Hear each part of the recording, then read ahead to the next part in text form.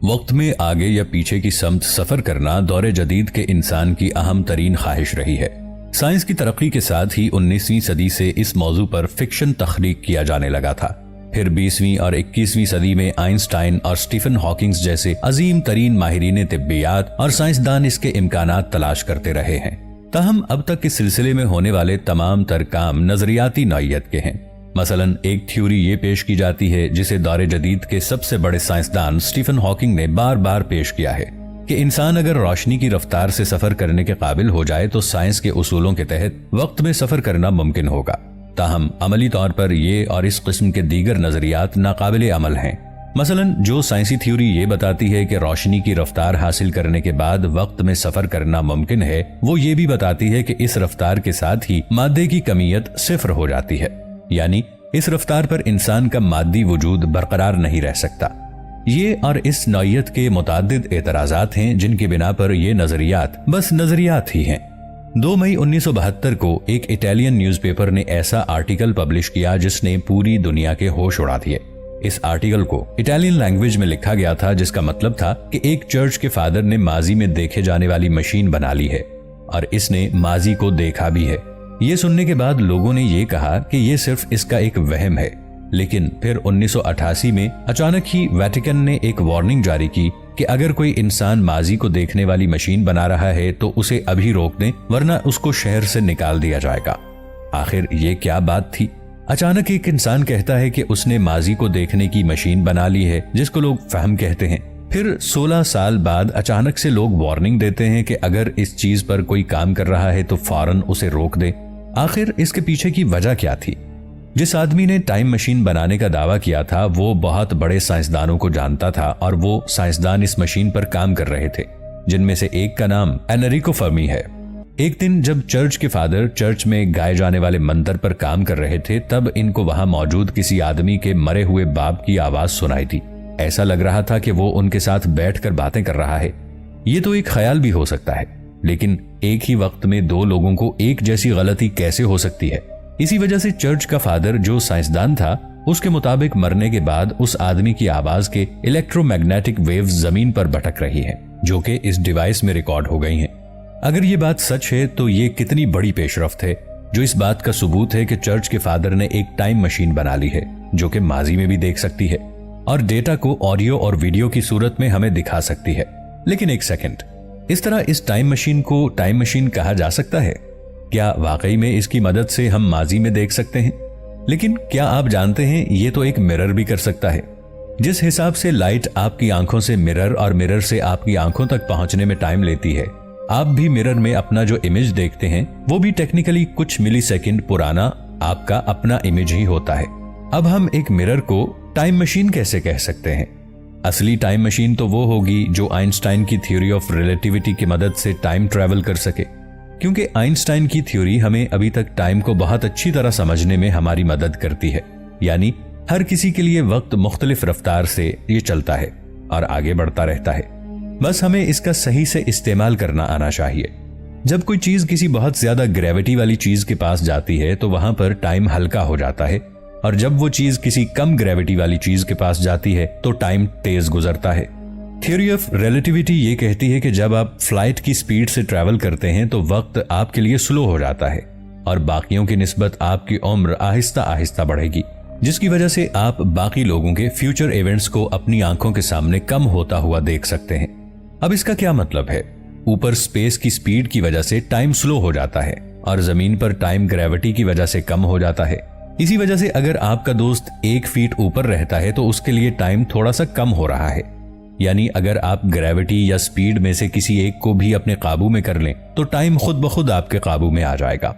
आपको क्या लगता है कि टाइम मशीन बनाने के लिए किस चीज को इस्तेमाल करना ज्यादा आसान है, ग्रेविटी को या स्पीड को?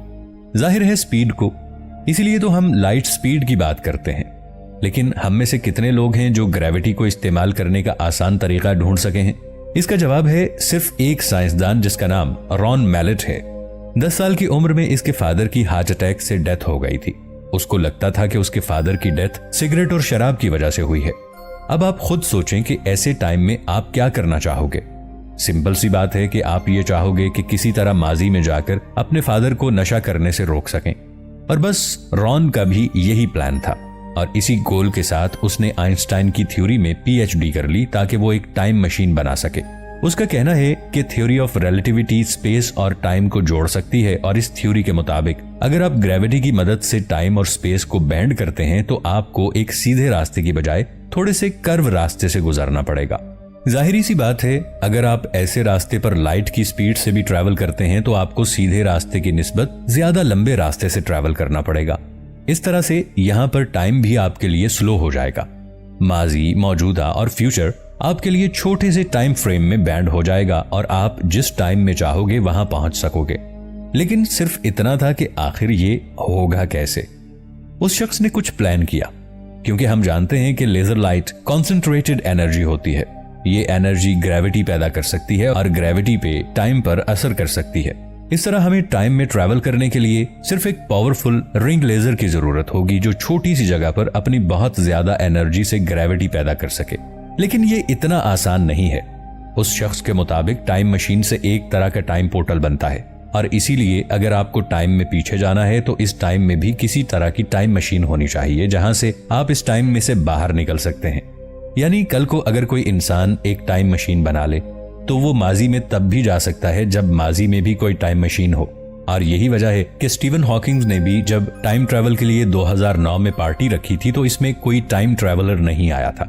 यानी हम कह सकते हैं कि ये एक रूल है कि आप माजी में उस टाइम से पीछे नहीं जा सकते। लेकिन दोस्तों, इस चीज को तोड़ दिया गया है। इस रूल को तोड़ने वाला अब तक एक ही बंदा पैदा हुआ है और वो है माइक।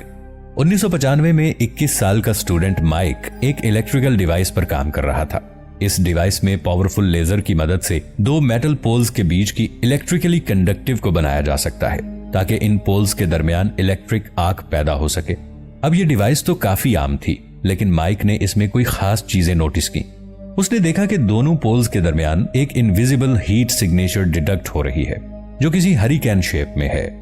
जब कोई स्पॉटेक्स को देखने के लिए माइक ने इसमें एक स्क्रू लगाया तो उसने देखा कि वो स्क्रू आधे सेकंड से भी कम टाइम में वहां से गायब होकर कुछ फीट दूर से मिला।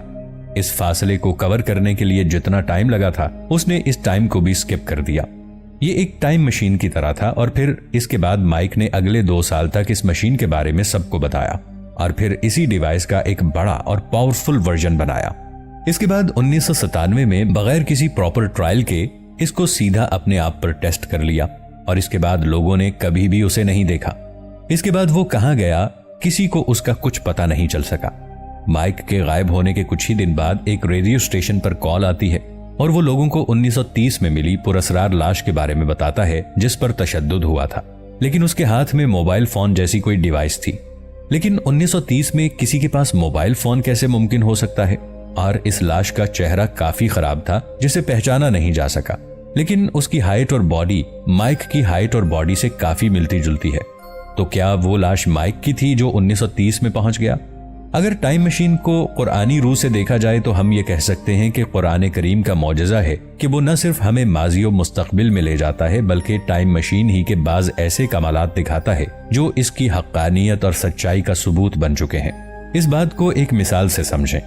आज एक शख्स ये दावा करे कि उसने मुस्तकबिल में सफर करके ये देख लिया है कि 1000 साल बाद क्या होगा, तो हमारे पास इसकी तस्दीक और तरदीद का कोई जरिया नहीं सिवाय इसके कि इससे ये पूछा जाए कि बताओ हमारी जिंदगी के अगले 10 साल में क्या होगा। वो जो कुछ बताए अगर 10 साल बाद ठीक यही कुछ हो जाए तो इसका मतलब यह होगा कि वो अपने दावे में सच्चा है। ठीक यही कुरान मजीद ने भी किया है। इसने क़यामत के बाद की ही खबरें नहीं दी बल्कि अपनी सच्चाई के सबूत के लिए आगाज वही के चंद बरस बाद पेश आने वाले बाज वाकयात को भी खोल कर बयान कर दिया। मसलन रूमो ईरान की जंग में शिकस्त खुर्दा रोमियों की नाकाबिले यकीन फतह की पेशगोई। ये पेशगोई पूरी हुई और ये बात साबित हो गई कि कुरान अपने दावे में एक सच्ची किताब है। यही वो टाइम मशीन है जिसमें बैठकर न सिर्फ हम मुस्तकबिल की सैर कर सकते हैं बल्कि इसके बुरे नताइज से अपने आप को बचा सकते हैं, यानी जहन्नम से बचकर जन्नत की तैयारी कर सकते हैं।